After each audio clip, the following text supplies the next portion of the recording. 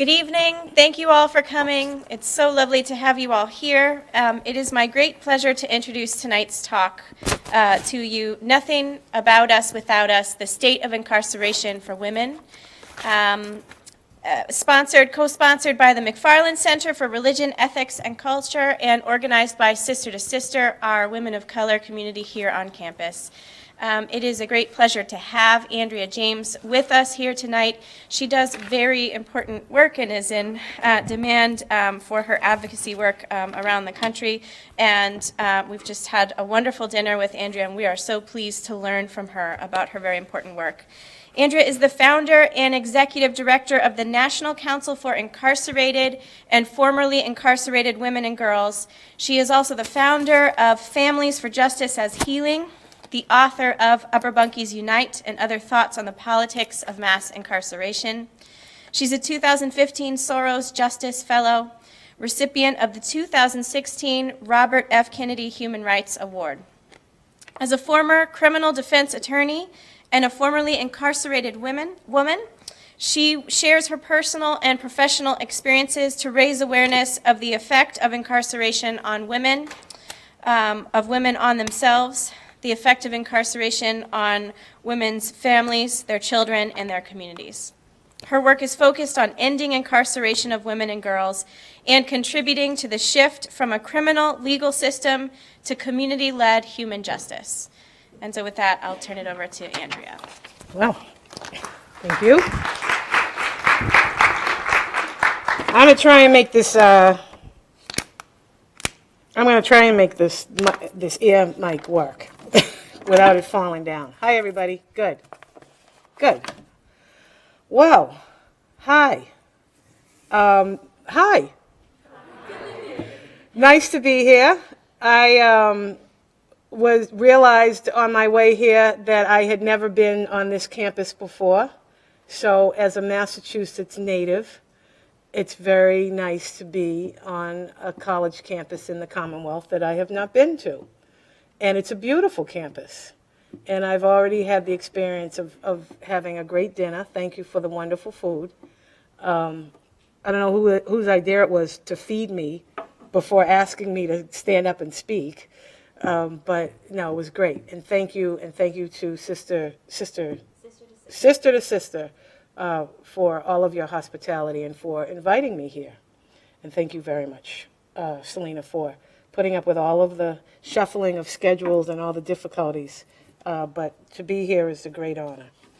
So I talk all over the place, all over the country, in and out of the country, and I talk about ending incarceration of women and girls. And that's not to say, it's not really a slogan for us. That's something that we say and we mean it. And so I want to just share with you a little bit tonight about the work that we do, why we do it, how we got started, and how important it is for our country to understand of the direction that we need to begin to go in terms of ending not just incarceration of women and girls, but really taking a much more effective approach to criminal legal reform in this country. And so at the National Council for Incarcerated and Formerly, this is one of our convenings. We had over 250 formerly incarcerated women and girls from across the country at the Google headquarters in New York City. Google is one of the organizations that has corporations that has helped us to do a lot of our work. And thanks to their senior counsel, Malika Sadasar, who is making a point of helping corporations understand their role in ending the problem of mass incarceration. I'm sure all of you know that we are the most incarcerating country in the world. Are we that aware of that, the circumstances in this country? We are.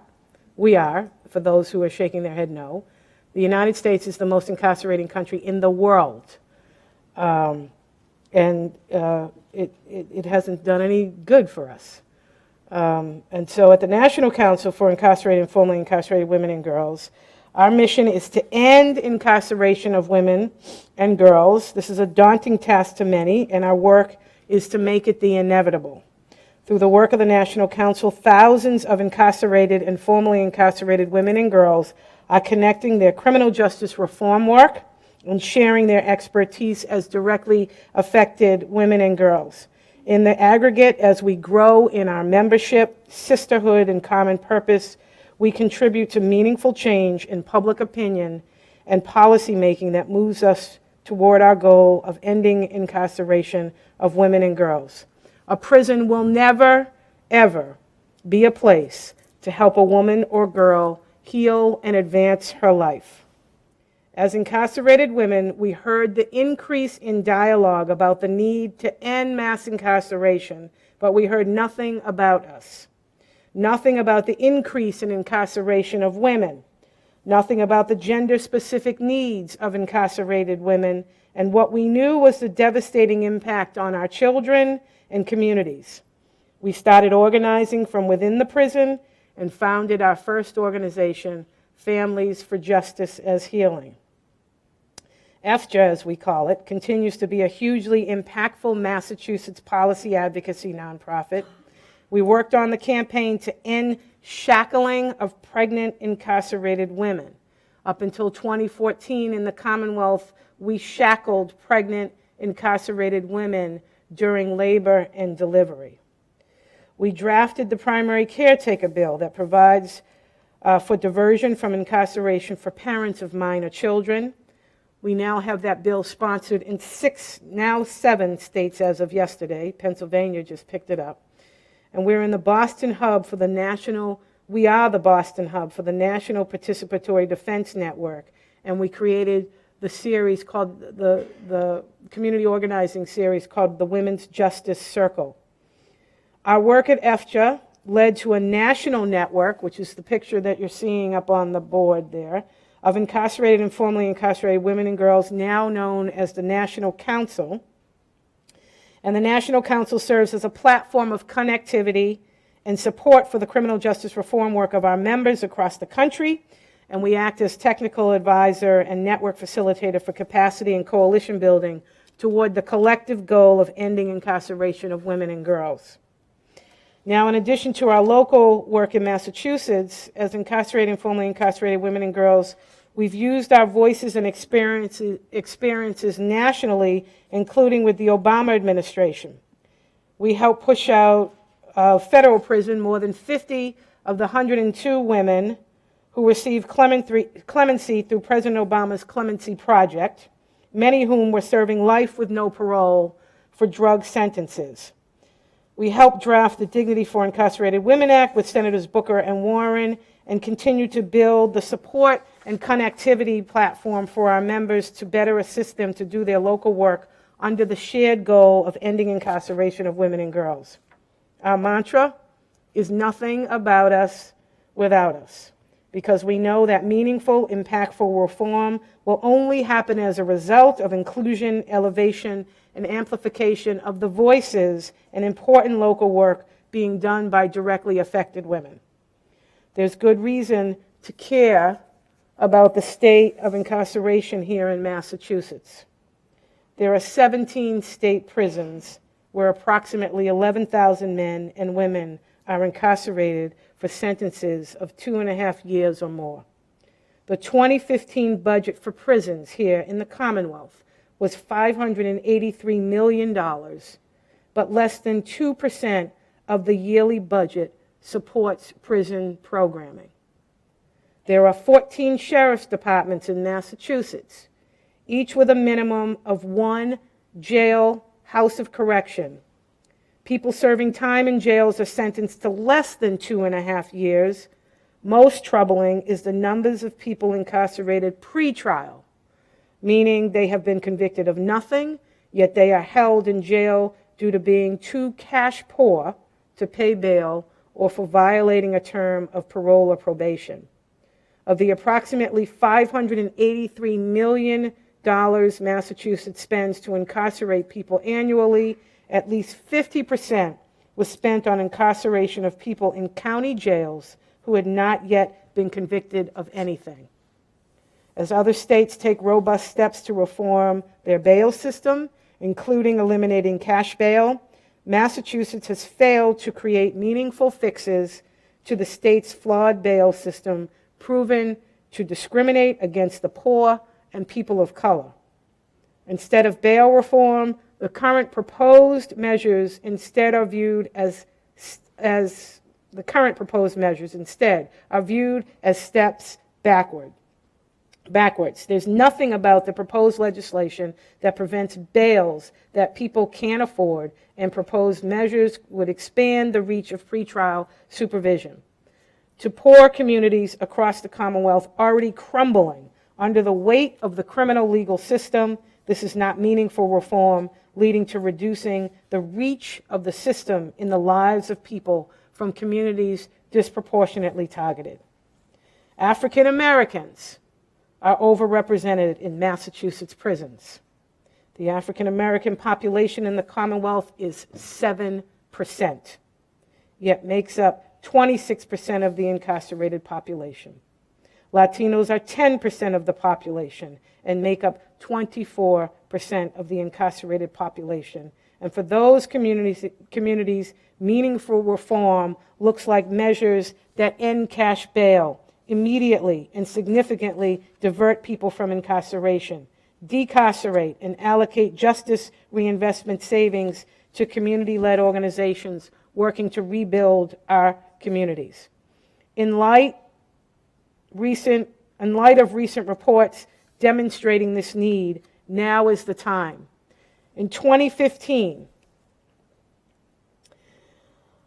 there have been some alarming reports that we have recently received as a result of very detailed research that's been done, not only in Boston, but in this community that your school sits in right now. There's also a hidden cost to incarceration, the effect on children of incarcerated people. In 2015, the Federal Reserve Bank of Boston released the Color of Wealth in Boston report, which found strikingly high racial wealth disparities in Boston metropolitan areas. The report focused on wealth, the large disparities along racial lines, and the crucial role public policy plays in creating or amplifying inequality. The Color of Wealth in Boston makes clear that racial wealth disparities in the Boston metropolitan area are strikingly high. According to this report, the color line disparities are deeply rooted in historical government policies on such issues as school segregation, financial redlining, voting rights, discriminatory access to credit, housing segregation, employment discrimination, poor quality education, and structural biases. Policies providing incentives for whites to build wealth and creating barriers for non-whites date back centuries and extend to the present, ranging from deprivation of property during and after slavery, to exclusion from the GI Bill benefits that built America's middle class, to general housing and lending discrimination through restrictive covenants and redlining, to targeted predatory lending and racial segregation. The targeting of mass incarceration and carceral policies of fines, fees, revocations, parole, and probation in communities of color directly contributes to wealth disparities. A 2016 report from the Boston Indicators Project with Mass Inc. and the Massachusetts Criminal Justice Reform Coalition explored the geography of incarceration in Boston. Over the last 3 decades, incarceration has risen at a faster rate in Massachusetts than in the nation overall, and tough-on-crime policies have driven incarceration rates up to exceptionally high levels in Boston's communities of color. Over a 1-year period, $66 million was spent incarcerating residents of my community in Roxbury and Dorchester of Boston in the Suffolk County House of Corrections. I'm going to say that again. In 1 single year, in the community that I live in, $66 million was spent incarcerating residents of my community in and out of the Suffolk County House of Correction. Franklin Field, Eggleston Square, and Dudley Square have the highest concentration of commitments and detentions in each neighborhood relative to the neighborhood's share of Boston residents. According to the report, with more than 16% of incarcerations and detentions and less than 8% of city residents in Roxbury are committed, detained at twice the overall rate for Boston residents, leading to the highest concentration among the city's primary communities. In Dorchester, the rate is also about double. In Franklin Field and Grove Hall neighborhoods where I live, virtually every block was impacted by incarceration, and on many streets, several residents were in jail over the course of the same year. When we turn our focus to women, the consequences of our current criminal legal policies are grave. During the last 20 years, there has been a profound change in the manner in which women are treated within the criminal legal system. This has been a result of more expansive law enforcement efforts, stiffer drug sentencing laws, and post-conviction barriers to reentry that uniquely affect women. When we think of incarcerated women, we often do not take into consideration the increase in incarceration of women not only in prisons, but the cycling of women in and out of county jails. Since 1970, the number of women in jail nationwide has increased from 8,000 to nearly 110,000, and now accounts approximately half of all women behind bars. Now women are held in jails in nearly every county in the country. Women have been and continue to be underrepresented in discussions on mass incarceration and reform of the criminal legal system. Even as women are increasingly incarcerated.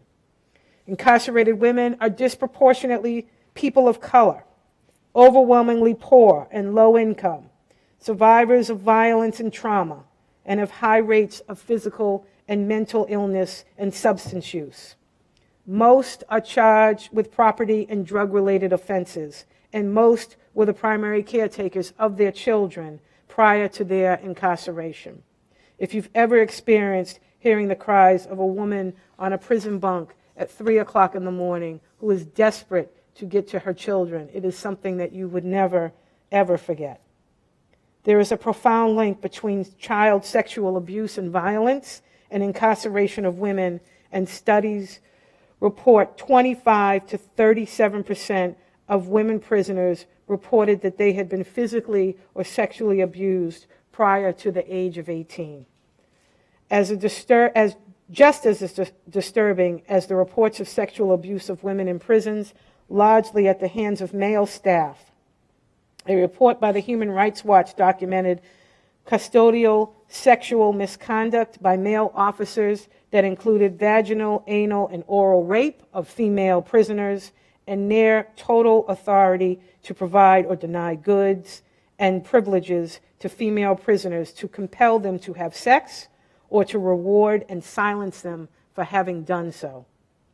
Without the courage for incarcerated and formerly incarcerated women to use the voices and the platform to be heard, Me Too has not and will not continue to include us.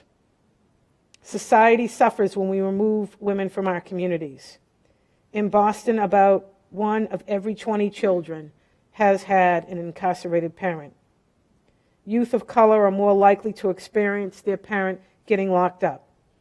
As a result of the racial inequities in the criminal legal system in the U.S., Black children are 9 times more likely, and Latina children are 3 times more likely than white children to have a parent in prison.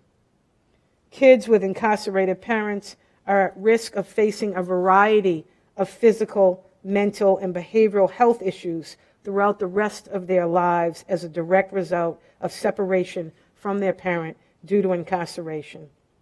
In fact, this type of child-parent separation is classified as a specific type of trauma, an adverse childhood experience, known as ACE.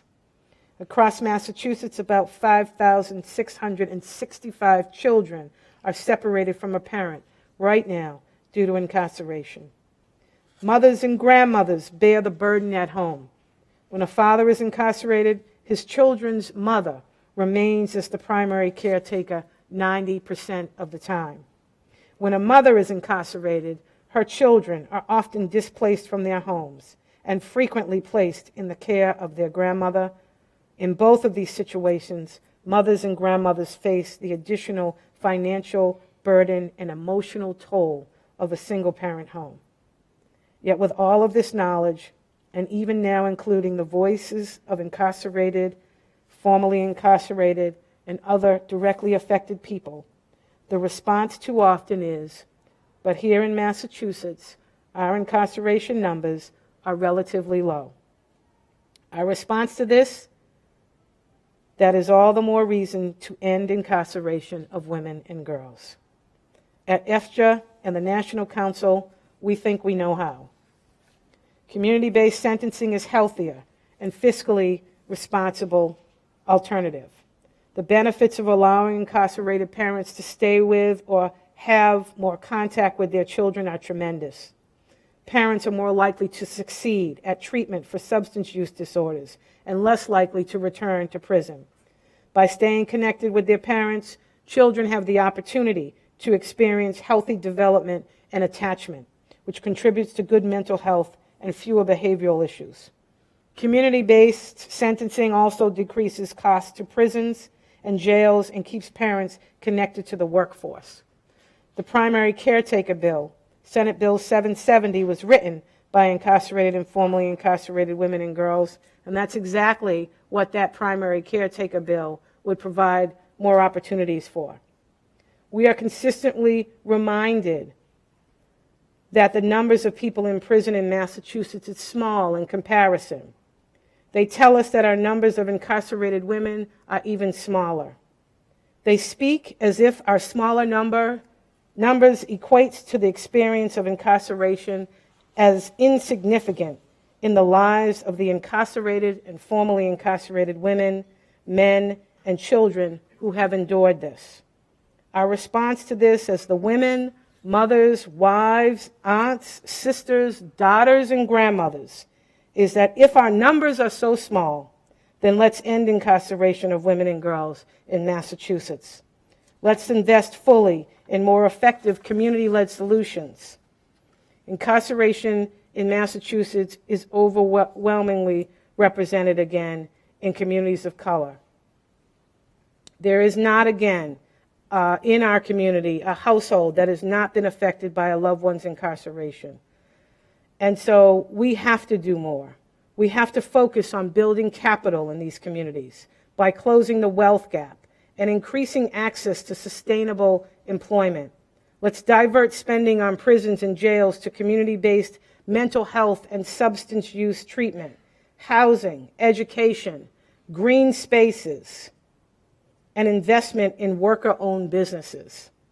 Let's amplify the voices of the women and girls on the front line working to create meaningful, radical change. Let's encourage and expect philanthropy to invest fully in community organizations led by formerly incarcerated and directly affected people. What we need is regular and consistent financial support. Let no more legislators or policymakers across the Commonwealth continue to believe that their constituents don't care about criminal legal reform and ending incarceration. Make it clear that you do care. Stand with us. And as you use your power to advance criminal justice reform, listen to us. Include our expertise and honor our demand that there be nothing about us without us. Thank you.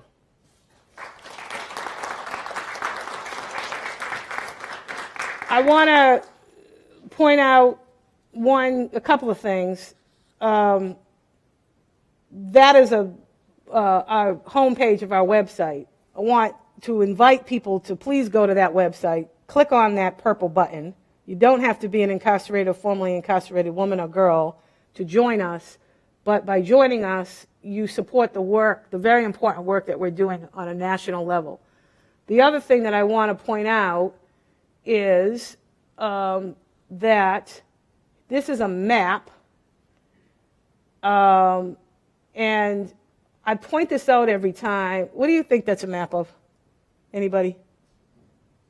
Huh? Yes, exactly right. This is a map of prisons. Now, this is a placeholder. This is not, we're doing a mapping project at the National Council. We're mapping out every single prison that houses women and our baby girls, the baby prisons in the country. And that includes immigration detention centers, because they're prisons. And they've taken federal prisons and transformed them into detention centers. But the women and children and men who are being held in those places are held in prisons. This is just the first 3 days of our mapping team. This was a long time ago. We just keep this image on the website.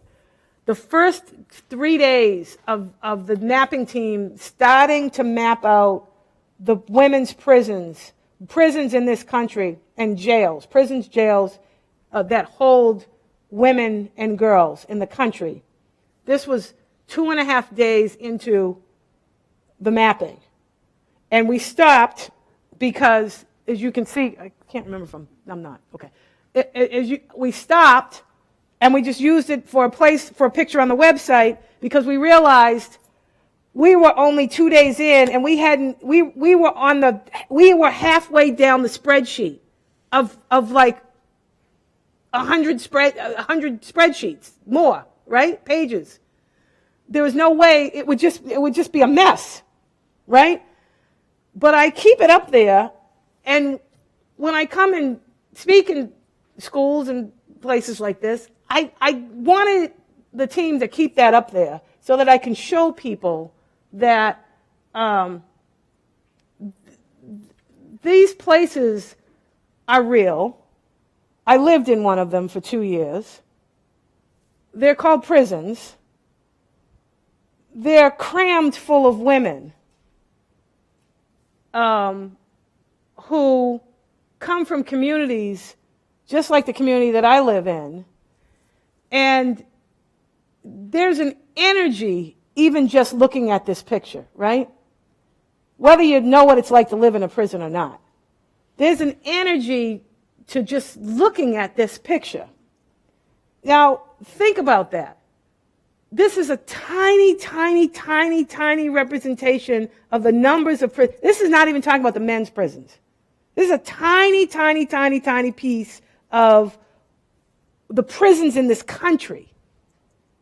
People are in these places, right? And they've been taken from the communities where they live and where their children live. And they've been put into these places. And there's an energy to that. There's an energy in these places, and there's an energy in the places that they've been taken from.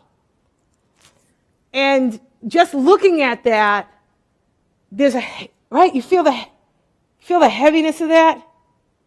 Well, that is a heaviness that is affecting this entire country, whether you think it affects you or not.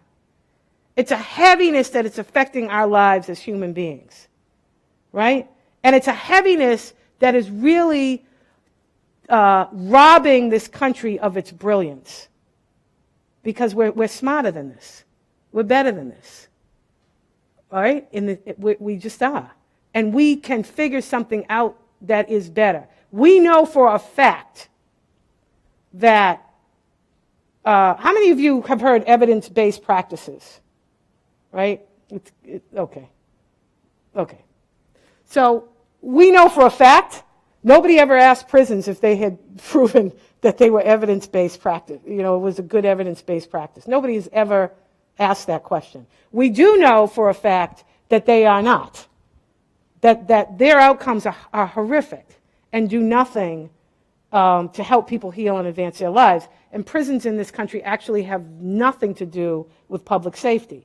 We've allowed those policies and policymakers to lead us to believe that using prisons contributes to public safety in this country. But the two have nothing to do with each other.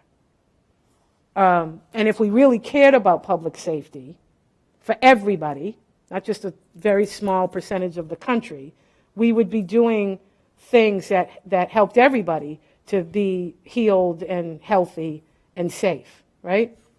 So I just like to point that picture out to everybody. So I didn't cover much about so I was a trial lawyer who went to prison, right? I was a criminal defense lawyer and a real estate conveyance lawyer. I was convicted of mortgage fraud, and I was sent to serve a 2-year federal prison sentence. I'm from Roxbury, Massachusetts, proud of it, proud Bostonian. I'm a Boston girl, proud of Roxbury, proud of my neighborhood.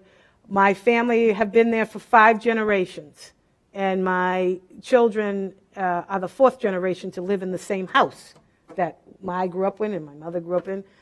And so that was a very difficult and trying experience for me, and I didn't think prior to going to prison as a trial lawyer, as a criminal defense attorney, who I didn't think there was, also who grew up in Roxbury, who every friend I had was affected in some way by the criminal legal system, under a heavily law enforcement controlled part of the city, where the drug war was waged against our community and on our streets and on our blocks relentlessly, still happening, where hyper-incarceration was happening in our neighborhood. Grew up, became a criminal defense lawyer, worked for the public defender agency, cut my teeth there, went on to private practice, practiced in every single court pretty much around the city of Boston and many courts outside of throughout the Commonwealth. Did not think that, married to a man who started his going to prison at the age of 16. My husband grew up in Harlem and Queens, and at the age of 11, his uncle put a gun in his hand and took him to rob a store. His upbringing was a lot different than mine. The reality of his life was what it is. By the time he was 16, he was running a drug block. And by the time he was 16, he served his first prison sentence in Rikers Island. And eventually ended up serving a 10-year mandatory minimum federal drug sentence. I didn't think there was anything that anybody could tell me about how broken and unjust the criminal legal system is in this country, how racist it is, how classist it is. And I just thought I was an expert until I realized I did not become an expert until I had the experience of incarceration. Until I went and lived in a prison crammed full of black and brown women from around the country, and I was in a federal prison. So we had women from all Compton, Watts, Houston, Chicago, Detroit, Roxbury, Dorchester, Southie, you name it. Wherever people of color were, and certainly wherever poor white folks live. The poor people are who's in prison. And I did not know anything. With all of the professional experience that I've had, personal and professional experience, of my background, of where I grew up, of my family, of who I'm married to, all of this, until I became an incarcerated woman. And so I say all this because the title of this talk was Nothing About Us Without Us. And that's because when we were sitting in that federal prison, we sat around a picnic table one day because there was I was in prison in 2000, starting in 2010, and that was right around that time there was an uptick in conversation around ending incarceration. Mass incarceration was like the big thing everybody was talking about. Nobody, and I was crammed into a prison with 2,000 other women. None of the conversation was about women, about the gender-specific needs of women, about the separation of women from their children, about the living conditions and the needs of women, the health needs of women, about the fact that we weren't given appropriate feminine hygiene products, about the fact that we were strip searched by men, about the fact that men walked freely through our living quarters and through our showers, about the fact that when we were strip searched and by a female CO, if we were on our menstruation, we had to remove the tampon from our body and demonstrate that it was not carrying drugs. We didn't talk about the fact that when you send women to prison who are the primary caretakers of their children, we want society to believe that everybody's lives get better, but that's not the case. All we heard were the very distorted and incorrect profiles of who incarcerated people in general, but particularly women are, the bad mothers that they all are. Well, if you gave a damn about your children, you wouldn't be shooting heroin. You wouldn't be using drugs. We didn't hear the truth about who we have in our prisons and the reasons why they're there that have nothing to do with public safety. We've had 4+, almost 5 decades of a war against drugs that are never going away. Never going away. And increasingly, we're not talking about heroin and cocaine anymore. We're talking about drugs that people can make under their kitchen sink. And as long as people have the need to look for some way to self-medicate and heal themselves, we are going to have drugs. And the majority of drug users in this country aren't poor black people. The majority of drug users in this country always have been, and if the numbers still stay the same in this country, always will be, white people. And guess what? White people who go to colleges just like this one. Recreational drug use is the reason why we have so many drugs in this country. This college campus is not targeted by the drug war, nor are any of the other college campuses in this country. So the place that we've decided to look for drugs, because drugs are in every single community in this country. And again, white people are the majority drug users and drug sellers in this country. Black and brown people, though, make up the incarceration population in this country. And don't let anybody tell you, and don't you dare believe, that it's because black people are just more nefarious and criminal than other people. It's just not true.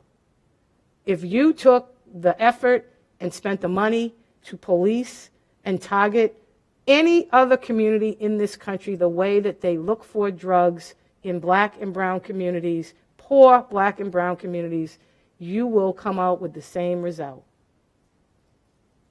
The same drugs, the same kind of drug charges, but that is not the reason and never has been the reason for the war on drugs. We have got to recognize that the policies post-civil rights, the passage of the Civil Rights Act in this country, the policies intentionally have been created to oppress and control black and brown people in this country. And until we are able to not be afraid to address the issue of race in this country, we will never, ever get to the root causes of why we are in the situation where we are the most incarcerating country in the world. And if you think this doesn't affect you because you are not poor, black, or brown, the fastest growing incarceration population in the country right now are white women. We have an opioid crisis in this country now. Why? Because, one, drugs are never going to be not an issue in this country. Thinking that we can arrest and incarcerate ourselves out of addiction is insane. People, college students who experiment with drugs don't expect to fall off the cliff into addiction. Nobody does. That is called an illness. That is what addiction is. People have been using mind-altering substances since the beginning of time. Now, across the country, we have an opioid crisis. Well, that's affecting communities that don't like what it feels like to be affected by the illness of addiction and the threat of incarceration. So, what's happened with the policies now is that the opioid crisis, the policies around opioid crisis, don't have anything to do with incarceration. Well, let me take that back. Unless you listen to President Trump yesterday, who believes that we need to go back to policies that have been proven to have failed for 40 years, which is incarcerating, and now add to that the death penalty for drug users and drug sellers. But other than that, the opioid crisis is one that is being met with resources and support, and that's happening because it's affecting white people. And it has scared the mess out of communities that have never been affected before and people of wealth, because addiction knows no color, it knows no class, it knows no neighborhood. If somebody falls off the cliff into the illness of addiction, that is an illness that is as uncontrollable in many aspects without the appropriate approach to it than any other illness. And so we have to challenge ourselves. We have to challenge ourselves. And many of us, particularly who have the privilege, I want you guys to understand, and I don't want to talk at you, but I want you to understand, everybody sitting in this room has you are privileged. Doesn't matter where you come from, you're privileged because you're having this opportunity to receive an education. But really get an education. Challenge yourselves to be honest, to truthfully look at. And there's no better time now. I don't care if you don't want to do anything that has to do with social justice. I don't care if you want to go and work for the Koch brothers. Challenge yourself, okay, to understand the truth about the policies that have driven the decisions that have been made by policymakers in this country. And ask yourself, is this healthy for anybody, for us to be the most incarcerating country in the world? And is it healthy for any of us to treat people because they are black or brown or poor the way that this country decides to continue to create policies that do not address the root causes? It's an indictment. I'm challenging you to think about this from a space of an indictment against a system as opposed to an indictment against people. We can point a finger all day long. Somebody can point a finger at me all day long. Andrea, you went to prison because of the choices you made. Yes, that's true. But the fact of the matter is that we have 2 million people in this country that are incarcerated and 70 million people with criminal convictions and deal with all the post-collateral consequences of incarceration in this country, because incarceration is just the beginning.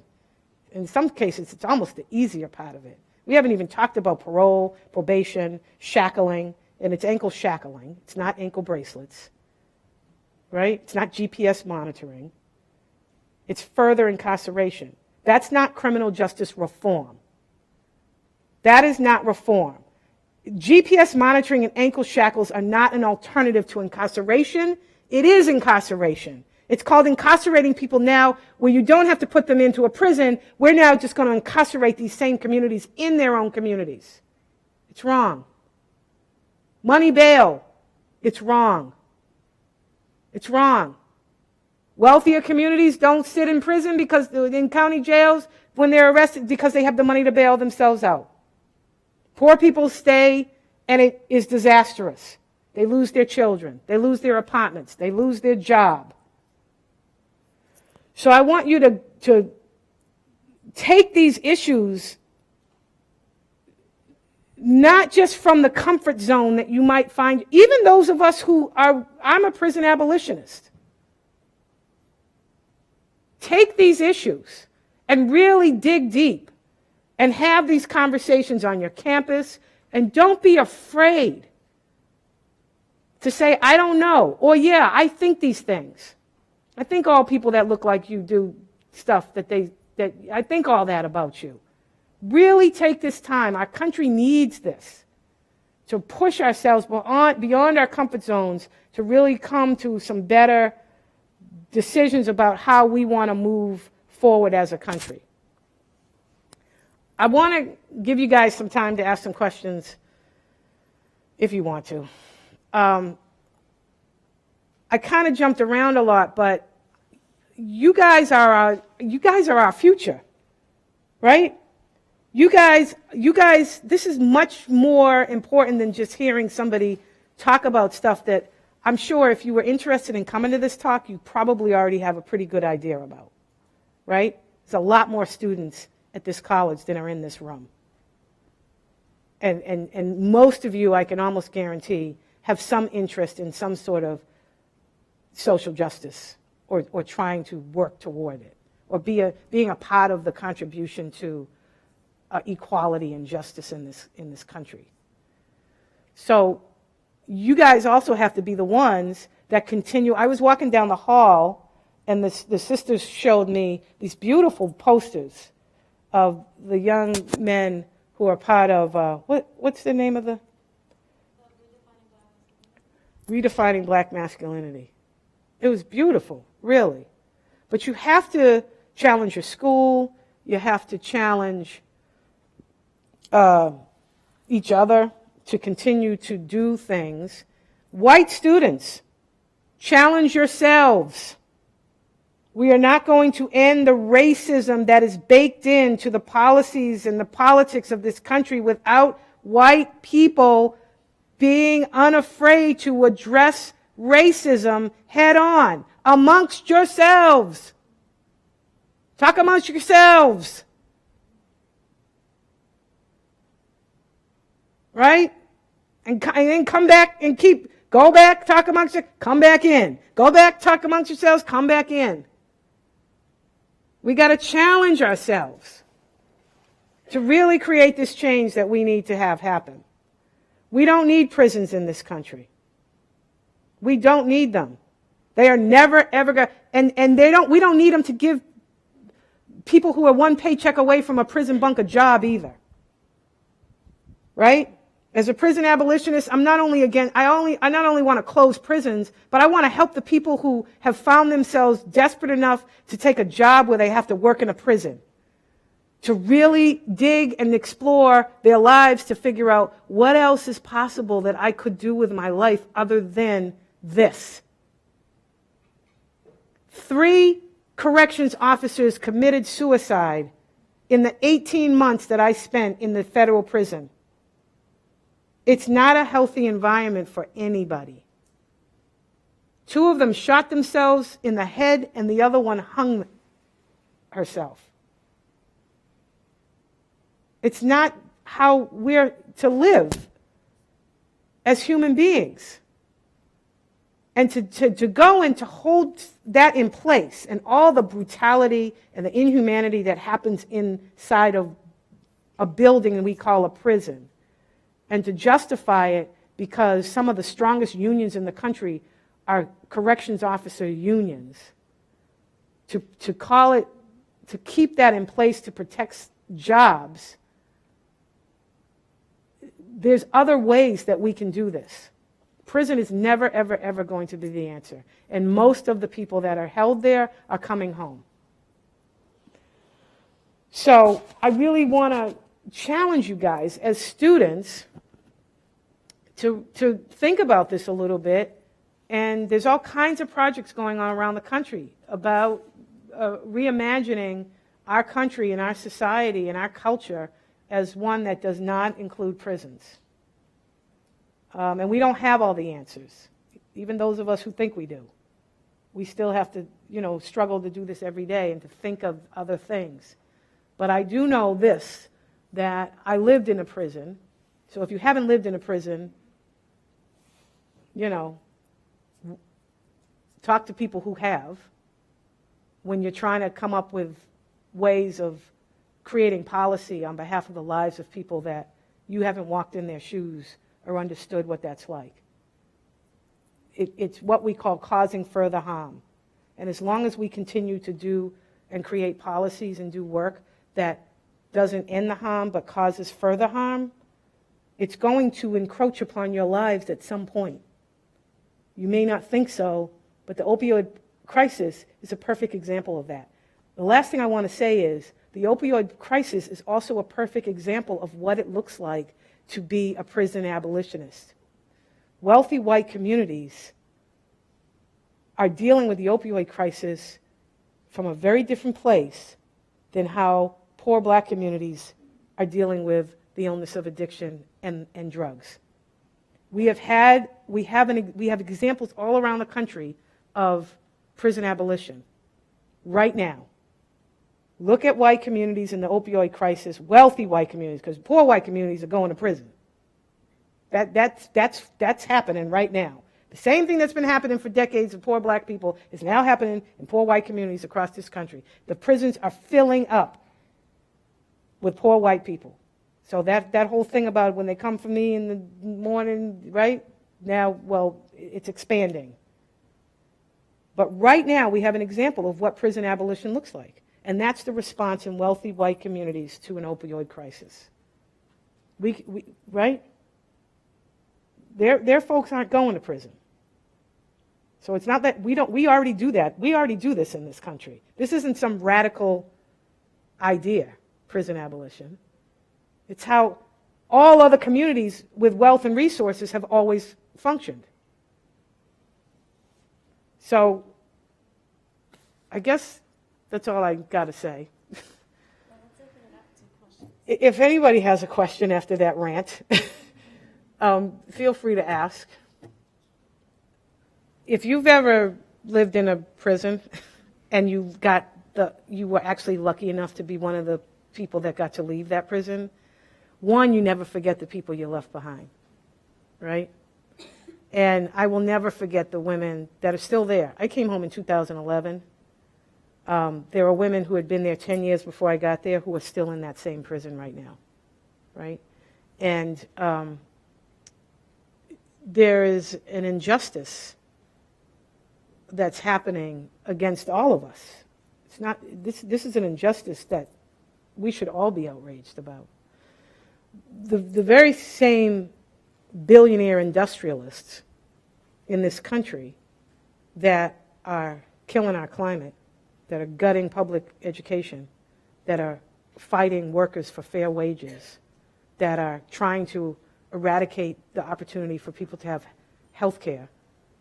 Those same billionaire industrialists are the same people that are the architects of mass incarceration.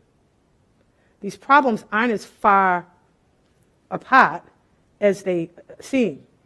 So when people went and fought at Standing Rock to make sure that 80 million people didn't have a pipeline running through their source of clean water,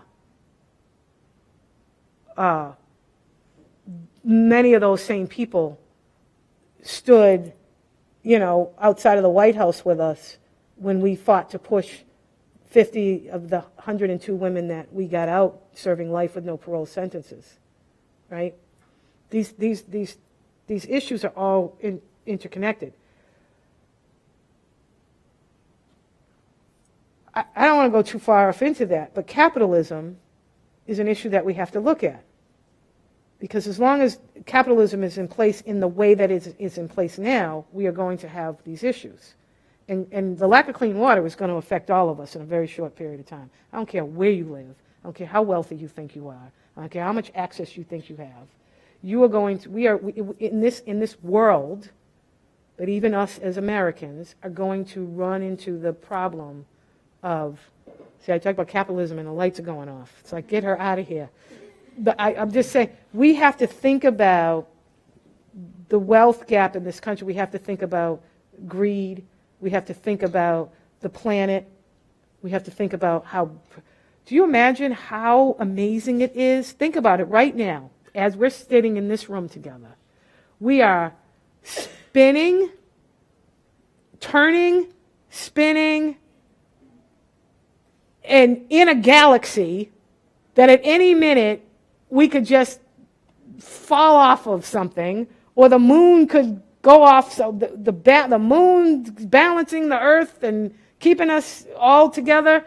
It's a miracle that we are even able to exist, that we even have a planet that provides so much of the amazing, sustaining resources that we need.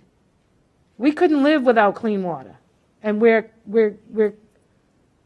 right? This very tiny, tiny percentage of people in the world, tiny, are destroying the planet, right? And hold all of the money. And mass incarceration has nothing to do with crime. It's been painted that way. It has everything to do with the fear of other people getting access to wealth and resources. So it's all connected. I happen to just work in a space that I think people need to understand better. And the pain of having had that experience of actually living in a prison and seeing the waste and the heartache and the pain and the destruction and the complexity of hurt that situation has caused in the lives of millions of predominantly black and brown people is heartbreaking to me. And I have a responsibility, I feel, to do my part to create that change. I don't know what else I could do at this point in my life. Maybe in 10 years I'll be talking about something else. I doubt it. I might be talking about this, but in a different way. But I'm compelled to do this based on the lived experience that I've had. Not just being an incarcerated woman. There's a whole lot to me. You know what, right? I was a trial lawyer. I practiced law. I was a mother. I'm a mother. I'm a wife. I'm a potter. I jog. I play tennis, right? I used to think I was a scientist. I'm terrible at it. I love hiking. There's so much to who I am. Being an incarcerated woman is just, right? That piece of it.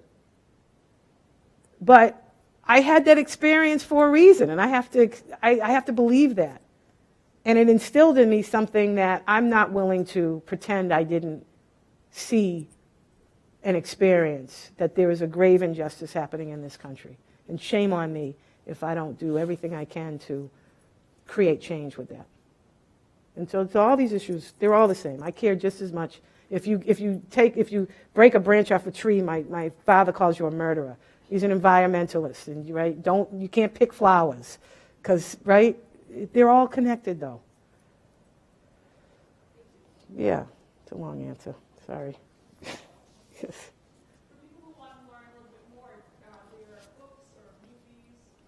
Oh my God! Have you guys shown 13th on campus yet? No? Yes. Okay. Well, show it big. Show it a lot, and show it again. 13th. Of course, the new Jim Crow, Michelle Alexander's book. Read my book, Upper Bunkies Unite. I wrote it while I was in prison. You'll be able to tell. We don't have computers and no way to spell Lonnie Guinea's name wrong and all kinds of stuff. But read it. It'll give you a different perspective. The War on Crime, Elizabeth Hinton's new book is out. I would encourage you to read that. I'd encourage you to read Kyle Hart's book, The High Price. High Price is a book about addiction. Gabor Mate, Dr. Gabor Mate, read that book. It's called The Realm of the Hungry Ghosts. These are all really important books that really dispel the myth.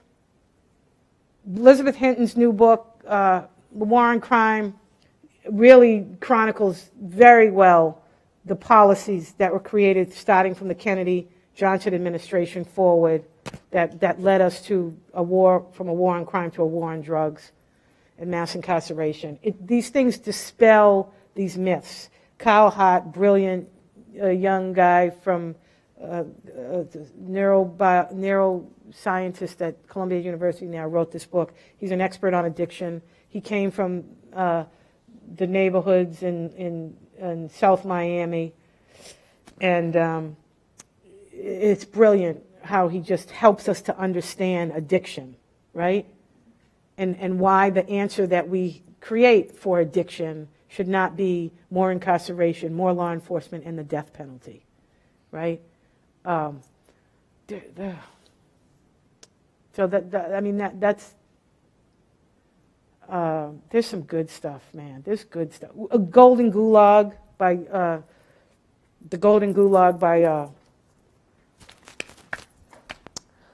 oh Lord, Gilmore, Ruthie Gilmore. Another good book that talks about the geography of men. So that's a really great question, and we get it all the time, as like a prison abolitionist. So as a prison abolitionist, I don't believe in prisons, okay? And so the solution to use a prison as the solution is never going to be the answer. It's never going to, it might take that person out of commission, like, okay, if you rape somebody, you've caused severe harm, and you need to be stopped, right? You need to not be able to cause any further harm to anybody else. If you, and you can't just lump all these things together, first of all. What is a crime? Who defined a crime? We got to first challenge that, right? Like, what is a crime? They've made drugs a crime. Really? Are drugs a crime? No, It could be, or it's an economic issue. Poor people got to eat too, right? Or it's just a decision that somebody makes, but is it a crime? When it comes to violence, hurt people. And I know that it's a saying that you hear all the time, and it's said so much it's kind of trite, but it's true. Hurt people. If you have ever lived in a prison, you will know that that is not a place that's going to stop people from hurting people. It's not an environment that's going to make a person heal to a place if they are already inflicting harm on a human being, to cause them to not do that anymore, right? And so when I say we don't have all the answers, we don't have all the answers. There's mental illness that's severe in some cases, where people literally have very dangerous and violent thoughts that they would act out if they're given the opportunity to do that. So when you say, let's not have a prison, and what else do we do? Well, one, yeah, let's not have prisons. What else do we do is the question, right, that we need to figure out. 99% of the people who are currently held in prisons aren't that person. They're not the people. What prisons, the purpose that prisons play today are not the people that you're talking about, aren't the majority of the people in those prisons. So what else? Sorry, it's probably my husband. What else do we do about that very small percentage of people that cause the kind of harm that you're talking about, that cause severe and permanent harm to people? What do we do about that? Those are the real hard questions that we have to ask. But I assure you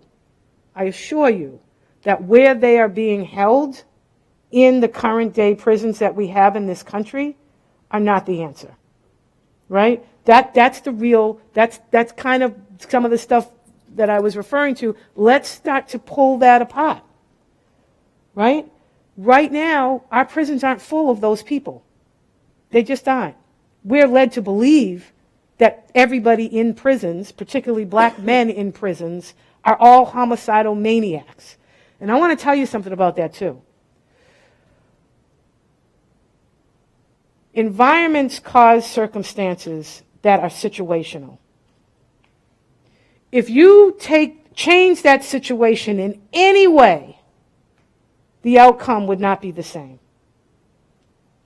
If we continue to only rely upon waiting for particularly our young black men to stop killing each other, because this is something we don't talk enough about. If we don't ever get to the place where we are talking about the root causes of that and doing the indictment against a system that allows the root causes of that to continue, we're not going to get to a place where we're going to stop the flow of young black men into the prisons because they've killed another young black man. Young black men aren't killing white kids. We're killing ourselves in our communities. And I'm in a different city every single week, and this is why this is so particularly painful for me. Because I'm literally in a different city every week. And the rate at which I was in Chicago, which I'm in Chicago often. We're talking about in Boston, we had a rash of shootings, and we had, I think, 2 or 3 in a week. And we were off. It was just terrible for us. I was in Chicago. They have 4 murders a day.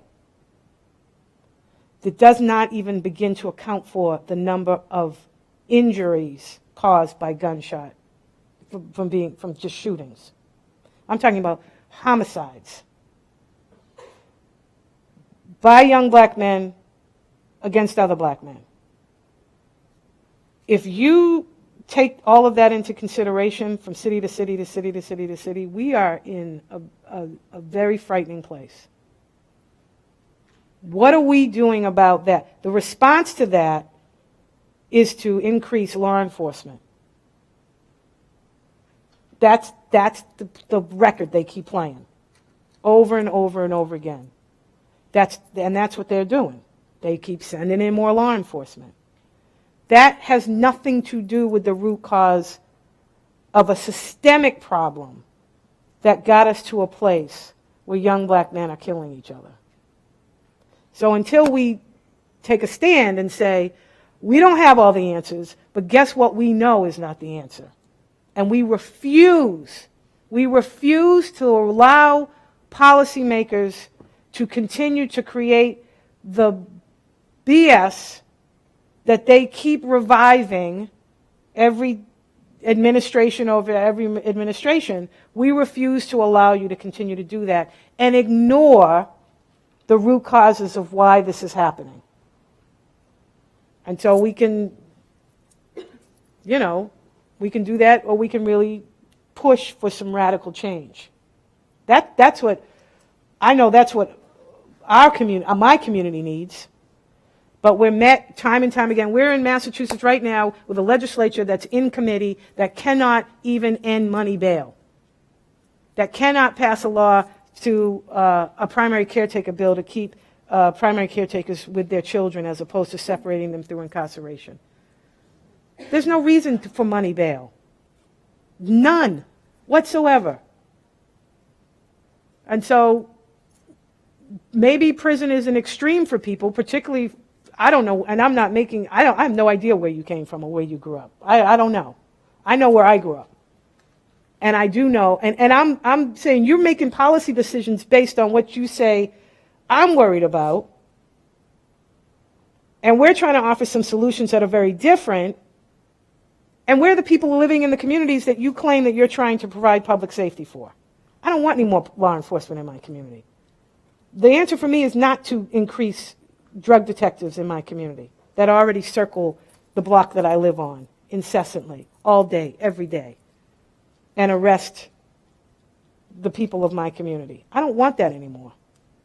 I don't want people to go away for situational circumstances that the opportunity for those situations to occur are kept in place and repeated over and over again because the indictment is continuously on an individual as opposed to a system and the changes that need to be made within the system. And so, yeah, I do believe, and I lived in a prison, and I'm married to a man who lived in a prison. So I personally believe that we need to not have prisons in this country. How else we deal with people who cause egregious harm, who for some reason that is always going to be a part of who we are because we're human beings. There's going to be that piece somewhere. There's that lurking in all of us somehow. How we address that, Fine, yeah, we got a lot to work to do to figure out what that looks like. But what we have right now has nothing to do with that. It has nothing to do with figuring out how to stop somebody from raping or killing somebody. That's nothing to do with what we have in place right now. So that's the challenge, right? And yeah. So, sorry, I got lost in that one. Good. Well, thank you again for inviting me, you guys, and